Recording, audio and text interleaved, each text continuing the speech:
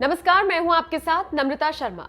देश के प्रधानमंत्री नरेंद्र मोदी ने आज सुबह 9 बजे देश के नाम संबोधन दिया और उसमें सबसे बड़ा ऐलान उन्होंने किसानों के लिए कर दिया।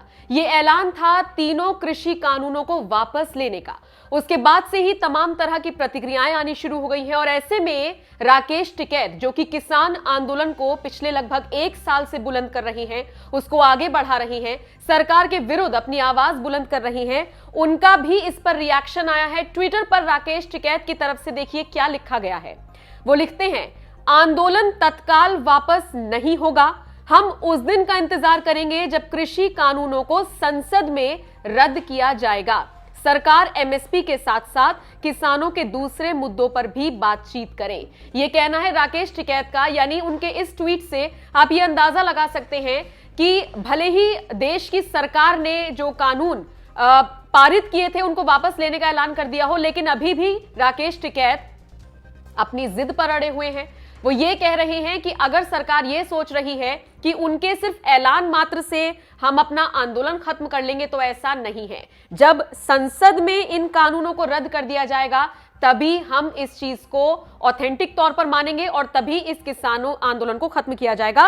इसके अलावा राकेश टिकैत ने यह भी कहा कि सरकार एमएसपी को लेकर भी किसानों से बातचीत करे। वैसे आपको याद होगा, तमाम डिबेट्स में राकेश टिकैत शिरकत करते हुए जब भी नजर आते हैं, हमेशा उनसे कहा जाता है कि कृषि मंत्री हो चाहे नरेंद्र मोदी हो, जो कि प्रधानमंत्री हैं देश के, वो कई बार कह चुके हैं कि हम किसानों से बातचीत करने को तैयार हैं। इस पर राकेश टिकैत हमेशा यही कहते हैं कि तो बात करें ना, ये थोड़े ना कहने से हो जाता है कि बात करें तो बात हो ही रही है। जमीनी स्तर पर हमें कुछ ना कुछ समाधान चाहिए, हवाई बातें नहीं चाहिए। ऐसे में जब प्रधानमंत्री मोदी ने आज इस बात का ऐलान किया तो राकेश टिकैत की तरफ से यह ट्वीट आना बताता है कि वो इसे अभी भरोसे के तौर पर नहीं देख रही हैं। वो चाहते हैं कि संसद में जब ये कानून रद्द होंगे तभी वो इसे मानेंगे। आपको बता दें, 9 बजे के आसपास प्रधानमंत्री मोदी ने देश को संबोधित किया था, जिसमें उन्होंने ये तमाम तरह की बातें कही थी। क्या कुछ कहा था प्रधानमंत्री मोदी ने, चलिए आपको जाते जाते सुनवाते।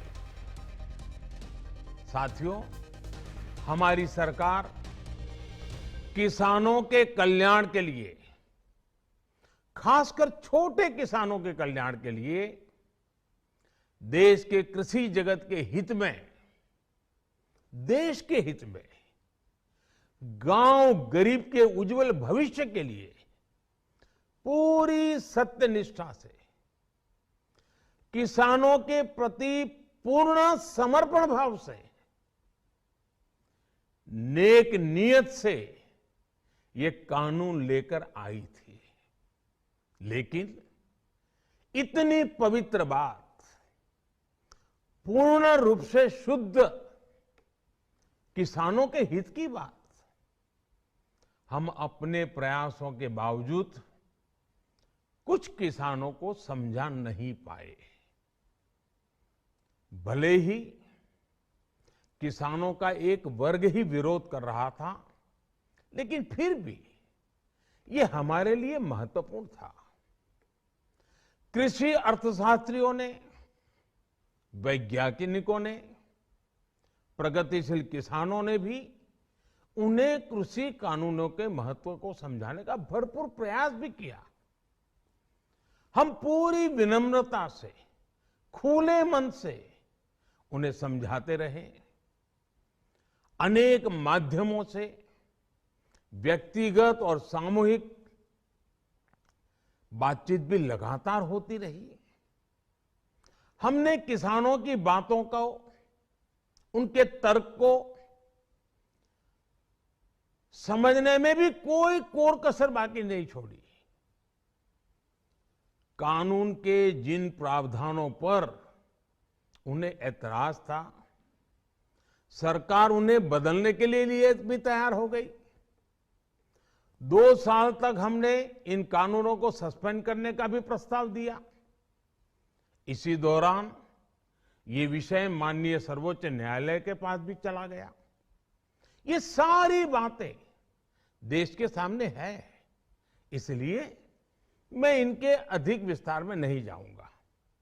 साथियों, मैं आज देशवासियों से क्षमा मांगते हुए सच्चे मन से और पवित्र हृदय से कहना चाहता हूं कि शायद हमारी तपस्या में ही कोई कमी रही होगी, जिसके कारण दिए के प्रकाश जैसा सत्य कुछ किसान भाइयों को हम समझा नहीं पाए।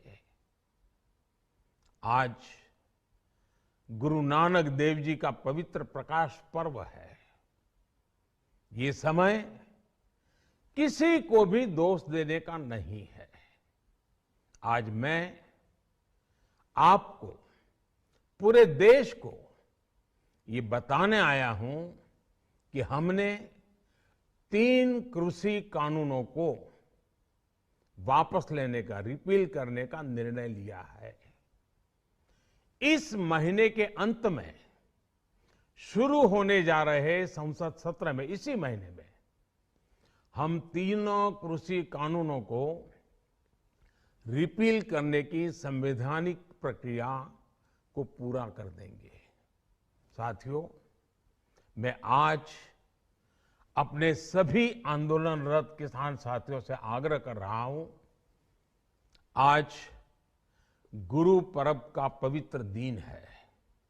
अब आप अपने अपने घर लौटे, अपने खेत में लौटे, अपने परिवार के बीच लौटे। आइए एक नई शुरुआत करते हैं, नए सिरे से आगे बढ़ते हैं। साथियों, आज केंद्र सरकार का कृषि बजट पहले के मुकाबले 5 गुना बढ़ गया है। हर वर्ष 1.25 लाख करोड़ रुपए से अधिक कृषि पर खर्च किए जा रहे हैं। 1 लाख करोड़ रुपए के एग्रीकल्चर इंफ्रास्ट्रक्चर फंड के माध्यम से गांव और खेत के नजदीक भंडारण, इसकी व्यवस्था, कृषि उपकरण जैसी अनेक सुविधाओं का विस्तार, ये सारी बातें तेजी से हो रही है। छोटे किसानों की ताकत बढ़ाने के लिए 10,000 एफपीओ किसान उत्पादक संगठन बनाने का अभियान भी जारी है। इस पर भी करीब 7,000 करोड़ रुपए खर्च किए जा रहे हैं। माइक्रो इरिगेशन फंड के आवंटन को भी 2 गुना करके 10,000 करोड़ रुपए कर दिया गया है। हमने क्रॉप लोन भी 2 गुना कर दिया, तो इस वर्ष 16 लाख करोड़ रुपए हो जाएगा।